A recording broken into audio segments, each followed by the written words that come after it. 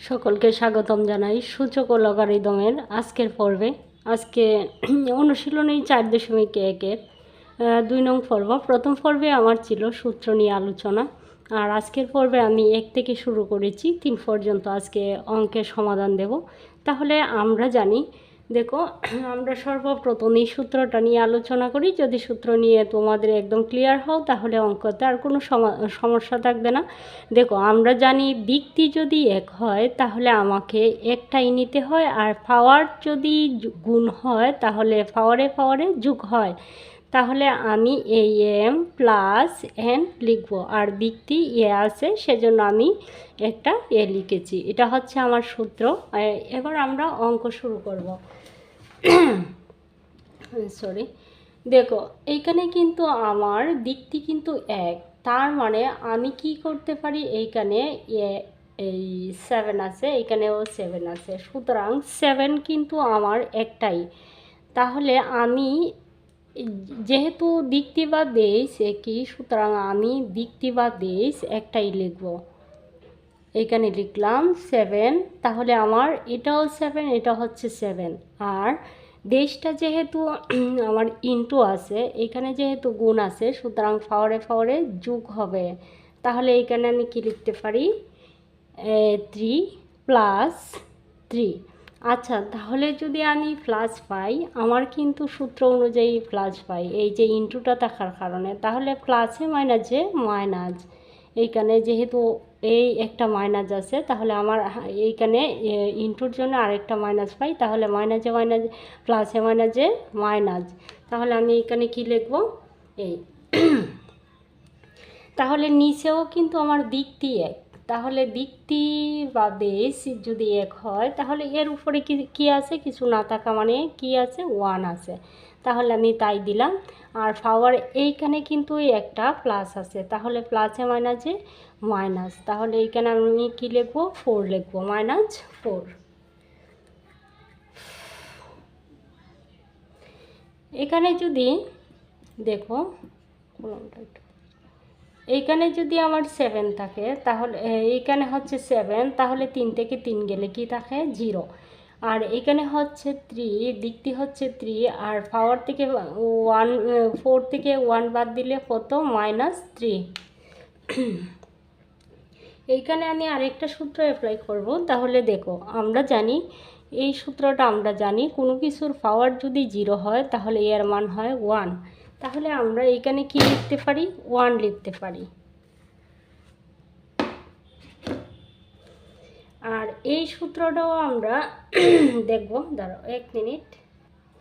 এই সূত্রটা, এইখানে আরেকটা সূত্র অ্যাপ্লাই করা হয়েছে। দেখো, আমরা জানি কোনো কিছুর উপরে যদি পাওয়ারটা যদি মাইনাস হয়, -3 -2 হয়, তাহলে এই 2টা এর সাথে হবে, আর এই মাইনাসটা হবে ভাগ আকারে, তাহলে 1 বাই এই যে ডিভাইডেডটা থাকবে, তাহলে 3-র উপর পাওয়ারটা হবে 3।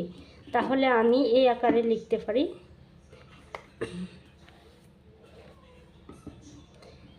তাহলে এই 7-এর মান আমি কি পাচ্ছি, 0 কিন্তু। আর তার জন্যে এইখানে আমি কি পেলাম, 1 বাই 3 ইন্টু 3 পাওয়ার 3। তাহলে 1, সরি, কোনো কিছুর মান 0 হলে 1 হয়, তাহলে আমি এইখানে 1 লিখব, মানে এর পাওয়ার 0 মানে 1। তাহলে 1টা যদি আমার এই আকারে নিচের লাইনে লিখতে হবে আমাকে। যদি 1টা আমি এই আকারে লিখি, 1 ভাগ করলে উল্টে যায়, আমরা জানি, ইন্টু, তাহলে উল্টে যাবে, ভাগ যেহেতু আছে, 3 পাওয়ার 3 বাই 1, তাহলে 1 একে 1, আর 3 পাওয়ার 3 থাকবে। তাহলে 3 পাওয়ার যদি 3 হয়, আমরা জানি এর মানটা হবে 27। এইখানেই ছিল আমার আনসার। এখন আমরা 2 নং অঙ্কের সমাধান করব। আমি আবারও বলতেছি, সূচক ও লগারিদম তোমাদের প্রত্যেকের জন্য খুব মোস্ট ইম্পর্ট্যান্ট একটা অনুশীলনী। সুতরাং তোমরা প্লিজ একদম মনোযোগ সহকারে এটা কমপ্লিট করবা। আর এই অঙ্কগুলো একদম সহজ। দেখো, আমাকে এটা হচ্ছে সূত্র, এই সূত্রটা জানতে হবে। A to the power n root over n equal, দেখো যদি আমার রুট ওভার থাকে তাহলে হবে এই যে পাওয়ার 1/n। যদি এইখানে হতো m তাহলে পাওয়ার 1/m হতো। যদি ওইখানে c থাকে তাহলে a two the power 1/c হতো। আমি আশা করি তোমরা বুঝতে পারছো। তাহলে এই জায়গাটা আমাদের দেখো, এই জায়গাটা কিন্তু এই জায়গাটা যদি 3 হয় তাহলে কি হবে? যদি 3 হয় তাহলে a টু দি পাওয়ার 1/3 হবে। তাহলে আমি আশা করি তোমরা এই জায়গাটা ক্লিয়ার বুঝতে পারবা। তাহলে এইখানে আমাকে লিখতে হবে, সরি সাউন্ড আসছে, আচ্ছা। তাহলে এই জায়গার বিনিময়টা শুধু তোমরা দেখো, এইখানে 3 থাকার কারণে এইখানে কিন্তু 1/√3 থাকার কারণে 1/3 হচ্ছে। তাহলে 7টা ধরো আমার পাওয়ার, 7-এর উপরে যে স্কোয়ারটা আছে সেটা ধরবা না, তোমরা এই জায়গাটা মনে মনে কী করো। তাহলে কি হবে? 1/3।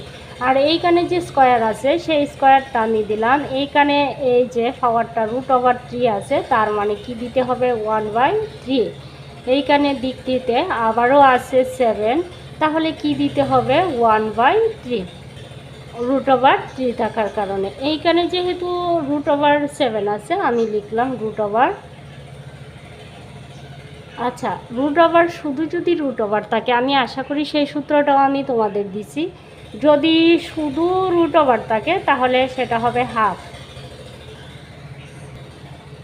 তাহলে আমার দিকটি যদি একই হয় তাহলে আমার পাওয়ারে কি হয় আমরা জানি? যোগ হয়। তাহলে বন্ধুরা এখানে আছে 7 আর এই যে এইটা হচ্ছে স্কোয়ার মানে হচ্ছে 2। তাহলে আমি এই 2 যদি 1-এর সাথে গুণ হয় তাহলে 2 একে 2, 3 একে 3। আচ্ছা, এটার সাথে গুণ না, এই 2টা হচ্ছে 1-এর সাথে গুণ। তাহলে বেজ হচ্ছে আমার একই। তাহলে আমি কি করব? এইখানে যোগ দিলাম, যেহেতু ইনটু আছে সেজন্য যোগ হবে। তাহলে 1/3 আর এইখানে হচ্ছে 7/1/2। আমরা জানি যদি কোনো কিছু ভাগ হয় তাহলে এর বেলা সূচকের বেলা কি হয়? সেটা হচ্ছে বিয়োগ হবে। তাহলে যেহেতু এইখানেও দিকটি আর এইখানের দিকটিটা এক, তাহলে আমরা একটা দিকটি লিখতে পারি। আর একটা দিকটি লেখার ফলে যেটা ভাগ আকারে আছে সেই ভাগ পাওয়ারে এইখানে যোগ হয়েছে, আর এই পাওয়ারটা হবে বিয়োগ, যেহেতু এই ভাগ চিহ্নটা আছে। আর বেজ যেহেতু একই সেজন্য আমি একটাই লিখলাম, 2/3 প্লাস 1/3। আর এটা কি হবে? মাইনাস 1/2।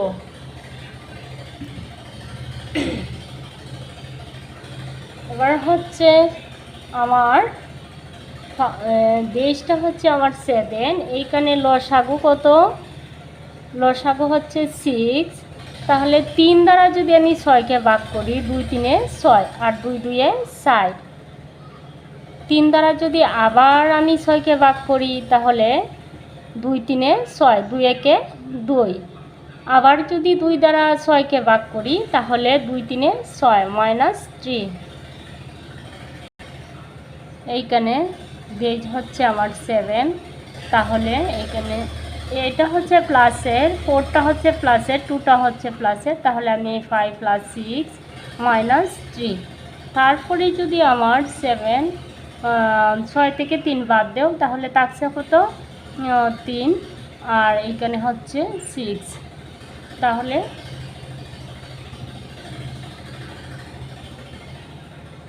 3 একে 3, 2 3-এ 6।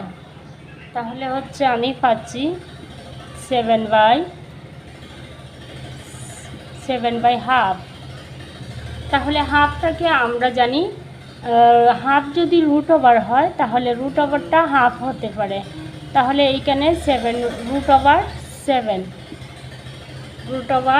7 এই ছিল আমার আনসার।